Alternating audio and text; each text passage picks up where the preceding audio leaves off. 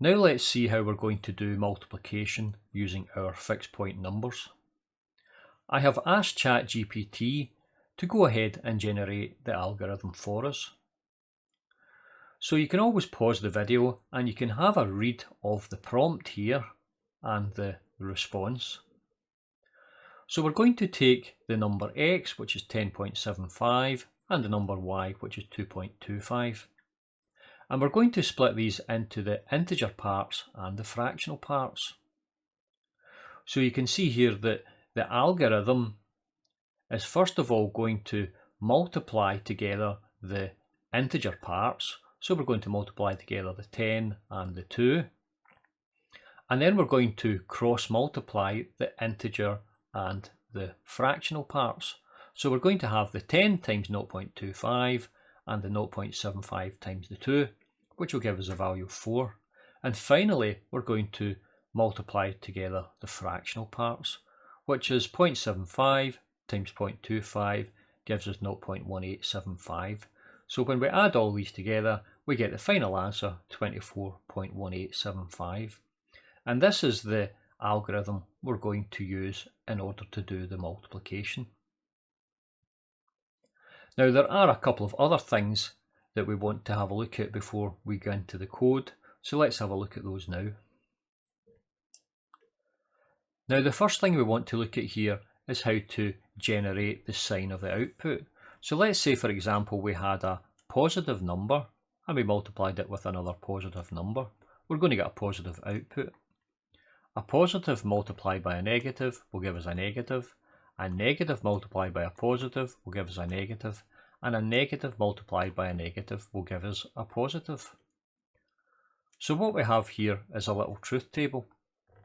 So what we can do is we can call this column here the sign of number A, and this column here is going to be the sign of number B, and this is going to be the sign of the output.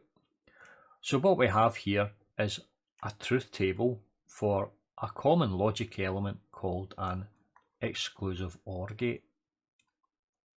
So we can use an exclusive OR gate to help us get the correct sign of the output when we multiply positive and negative numbers together.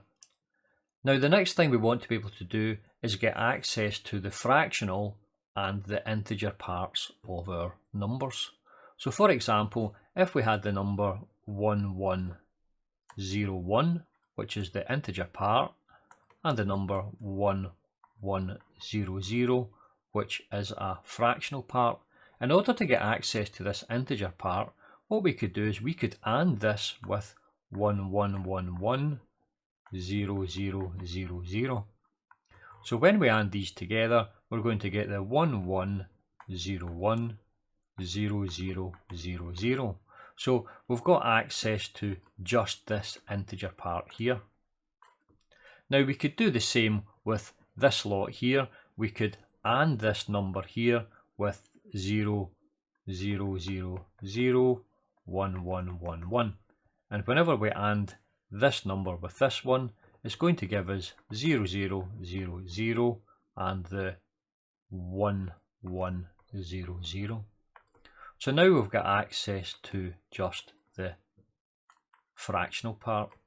So we can use this form of masking in order to get access to each part of the number. So let's look at the code. This code was generated by Timothy Morgan, who has helped me out quite a bit with the coding within this course. So thank you, Timothy, for generating this code. Now we're going to work under the assumption that both the numbers are positive numbers that we're multiplying together, and then after that we will look at the other variations. Now the first number is going to be the number x, which is in register R0, and the number y, which is in register R1. And we're going to multiply both of them together. So we will go through our housekeeping. We're going to use registers R2, 4 and 5. So we're going to push those values onto the stack and then restore them once we went through the multiplication. we're going to do the test to find out whether the value for our x is less than 0, that is it a negative number? So what we can do is we can AND the number 0 cross 8000 with the number R0. So as I mentioned previously, this is the masking. So we're going to mask the very first bit. So in effect, the 0 cross 8000 is 1 with 15 nothings. So it means that if the first bit here is a value of 1, that is, it is negative, then we will end up with a value of 1 in all zeros. But if the first bit is a 0, meaning positive, we'll end up with all zeros. So this is a nice, neat little way of checking to see whether we've got a positive or negative number. So we're going to jump if the value is 0 to this line here, multiply underscore check underscore y. So let's assume that is the case, that the number x is 0. We're going to jump to this line here. Now we're going to check to see whether the value for y is 0. And if it is 0, then we're going to jump to the multiply underscore set sign. So we're going to jump down here. Now also we're going to take a note of the values here for the number x and the number y, and the sign of them is going to be held in register R4 and register R5. So let's say both of them are positive here. We've jumped down to this point here. Now we're going to go through the exclusive OR gate, so we take the sign of the value in register R4 and the sign of the value in register R5. So in this instance we know they're both positive, but we're still going to work through this exclusive OR. So the exclusive OR, the plus and the plus will give us a value of 0, which is another plus. Okay, so that just ensures that we've got the sign of the multiplication here in register R4. Now we want to get access to the actual integer part and the fractional part. So we can get access to the integer part simply by taking the number, in this case R0, and shifting it to the right 8 bits. If we shift it to the right, then all the 8 bits for the decimal part will just shift out, okay? And we will just be left with the 8 bits for the integer part sitting as the 8 least significant bits. We can then store that number in the value xi. So we've got the integer part for x stored in this location xi. We can then do the masking. So we can mask the value for our R0 with this value here. So that's all zeros for the most significant bit and all ones for the least significant bit. So this means it's going to mask out the most significant bit, which is the integer, and we're going to be left with just the decimal part, just the fractional part. And we will store the fractional part in R2, and then we will give the answer to the AND in register R2, and we will store that value in the XD, which is the fractional part. So that's two neat little lines which will generate the fractional and the integer part for us. Now we can go through the same process here, but we'll do it for the next value, which is our y, which is held in R1. So this is just, these 4 lines here are the same as these 4, but we're just doing it with the register R2.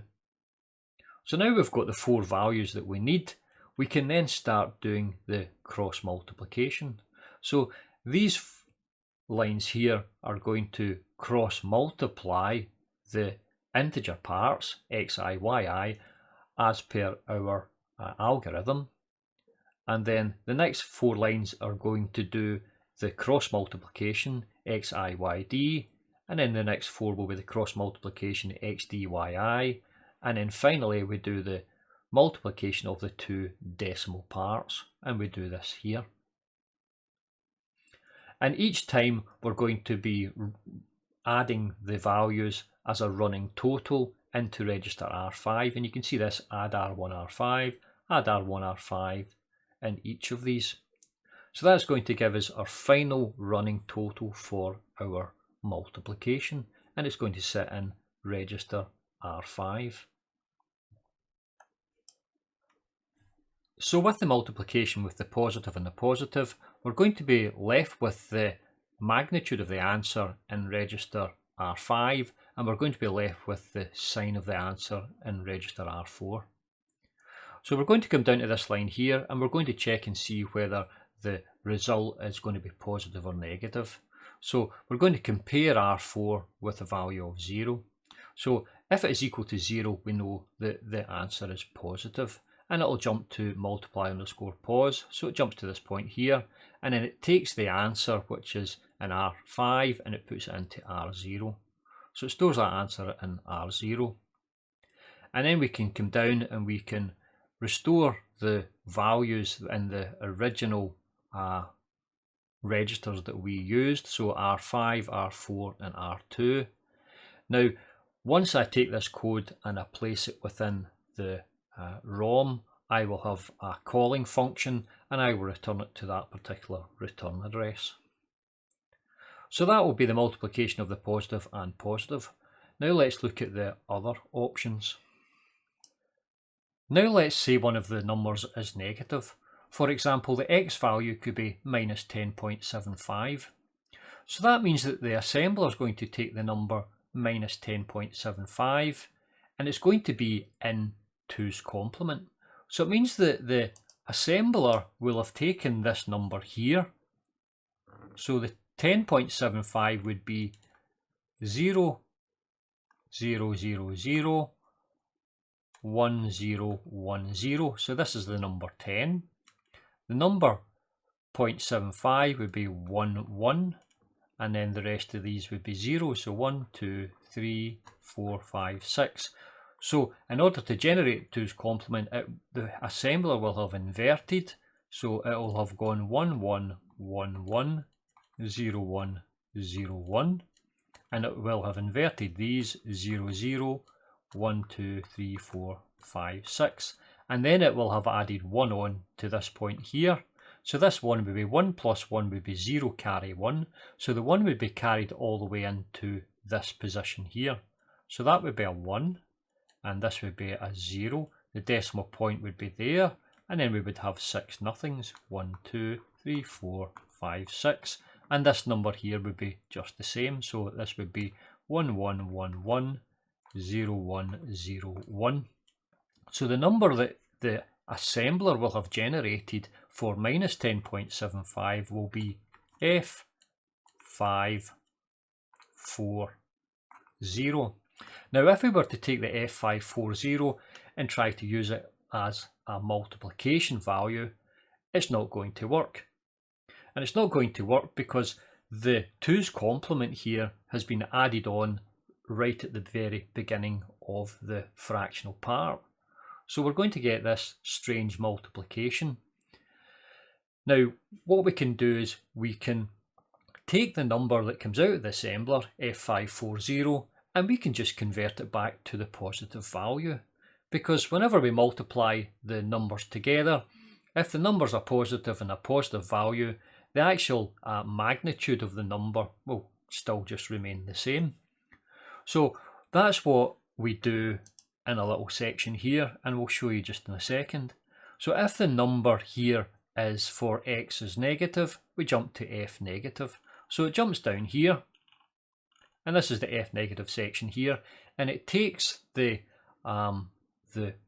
F540, which is the output for the assembler for minus 10.75, and it negates it. So it makes it a positive value again. So whenever it makes it a positive value, it comes back up here. You see the return. Return is here, and it comes back up to the point up here. So it means we've now got the positive, actual positive number that we can work with. And then it can do the same for the y value. It will check that out and it will just turn it into the positive number. And we can do the multiplications in our multiplier unit with only the positive numbers. And once it's done the multiplication, it will return the final result. And we know whether the result is positive or negative because the positive and negative values are going to be found from the exclusive OR here, and the values in registers R4 and register R5. Now if the numbers are in fact negative, then we can take the final answer that we get here, and then we can just go through and we can negate it again through the FP negation. Okay, so it just means that it would work through this once more to get the negative answer, and it would place the negative answer as the result. So it's a bit of a roundabout way of getting the final result, but it does work, and it allows us just to get ahead and get a multiplication done for our fixed point process. So let's see this working with a negative value, and then we'll finish up with this and then move on to the division algorithm. So I have loaded the code into the machine, so let's run it up now. Now what we're going to do is multiply two numbers together, so it's the minus 10.75 times the 2.25, which will give us minus 24.1875. Now in our 2's complement 8.8, this is going to be the value E7D0, and you can see here it's actually worked through and generated this number in register R2. So that is all for this video. Thank you for listening. I'll get you on the next video. Goodbye.